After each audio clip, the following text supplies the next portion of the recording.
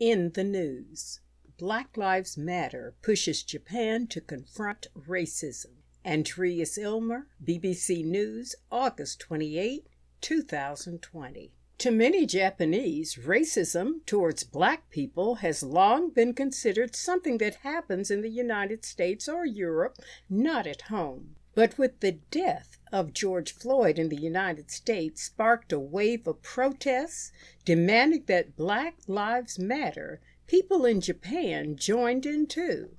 The protests and marches in major cities pushed a debate about racism in the country and whether enough was being done to confront and change things. Paper cuts of racism.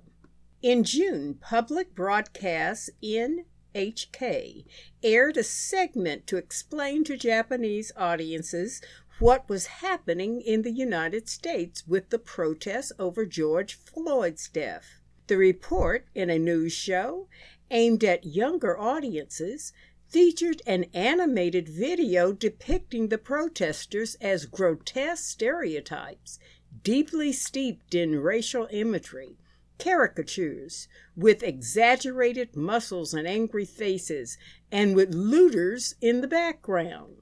The reaction was largely negative. The U.S. Embassy called the segment offensive and insensitive. One particular vocal critic was Bay McNeil, an African-American teacher, author, columnist, and longtime Japan resident. He tweeted that it was an offensive, racist commentary, and it was time for Japan to stop the lame excuses on handling of Black issues. NHK later apologized, and following the widespread attention Mr. McNeil's article received, invited him in to discuss the problem.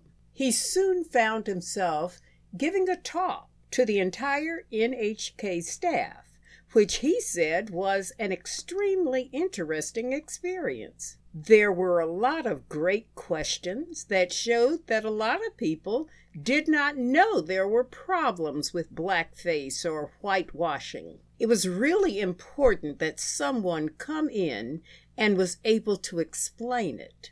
Mr. McNeil has both praise and criticism for the country he has lived in for 16 years. He says that in his immediate surrounding of friends and students, people have been very welcoming and open, and often curious and receptive to learn about his outside view on the Japanese experience. At the same time, he points to a level of everyday, casual racism he experiences. I'm safer here than in the United States, no question, he says. I haven't experienced police brutality like you would in the United States, but yet there are paper cuts of racism every day, and those also add up. Being otherized on a daily basis means you still live through some tough stuff. It's an experience, he says, that not unlike that of the many so-called Heifu people who are biracial, with one parent from Japan and one from another ethnic group. And it proves wrong the idea that there simply is one general kind of xenophobia, especially directed at all non-Japanese groups in the country. Biracial Japanese have a different experience according to what they are mixed with, Mr. McNeil explains. The ones mixed with white are the ones who get the modeling contracts and are put on a pedestal, but it's a very different story if you're half Korean or half Black. For example, when the half-Black Japanese woman was crowned Miss Japan in 2015, she was berated in online comments as unfit to represent the country. Tennis champion Naomi Osaka has a Japanese mother and a Haitian father.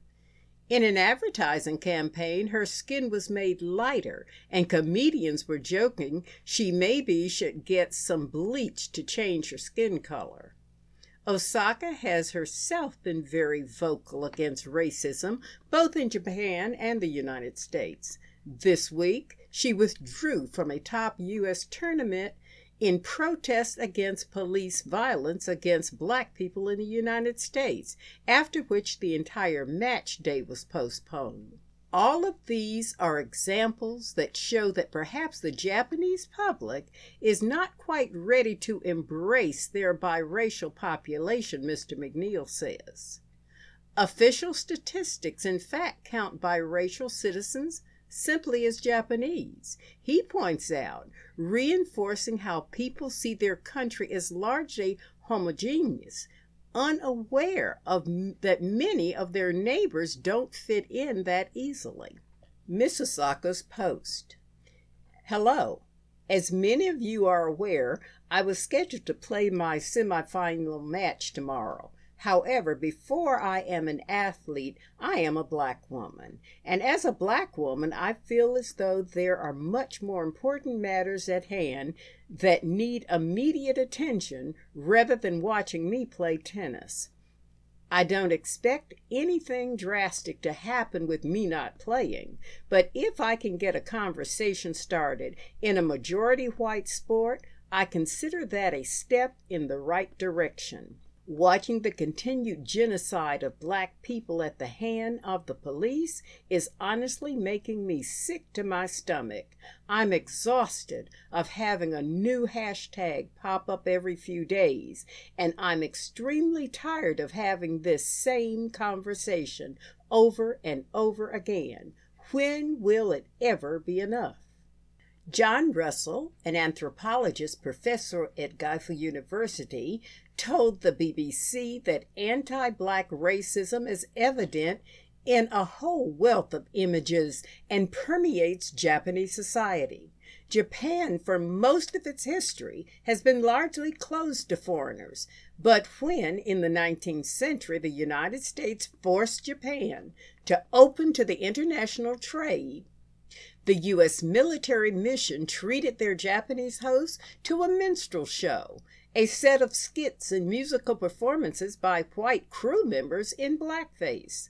Jump to the 1930s, and Tokyo's nightlife featured vaudeville shows of Japanese actors in blackface. In fact, one of the country's most famous comedians, Inamoto Kenichi, used blackface in several instances in the 1920s and 30s. It's in fact a tradition going back almost as far as the United States, Russell says. Although on a smaller scale than in the United States and without the American social memory, the stereotypical depiction of black people has been there all along, he explains.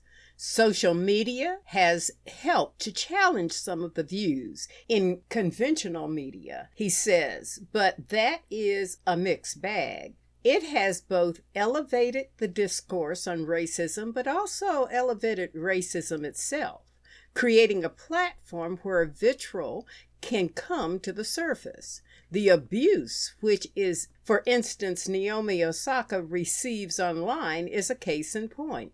I'm hoping that the situation is changing, he says, but I temper whatever optimism I have with an amount of caution. Change is still a long ways off. Discussing racism is taboo, but it's the 21st century and we do need to talk about these things, says Ms. Bukachu, who attended one of McNeil's classes. While she feels many people around her share the same level of awareness, there are others who don't want to even think about it, or those who aren't aware at all.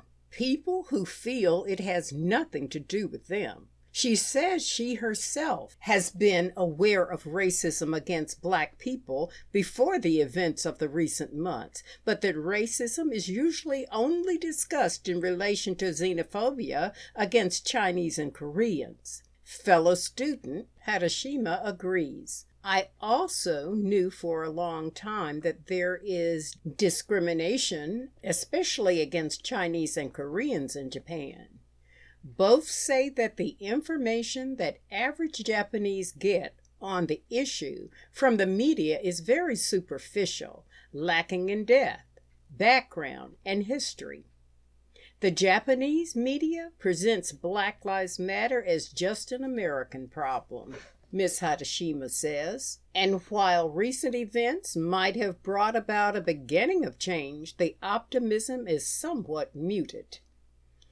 There might be a slight change in consciousness now, but visible change is still a long way off. End of article. I'm Addie Banks, and my first presentation of In the News, Issues of Racism, Inclusion, and Homeland Practices begins with an article of bias outside of the United States. This is to emphasize that what we call racism, for lack of holistic terminology for ethnic bias, is a global concern. Look beyond your territorial borders and understand truths that apply to all nations and all people.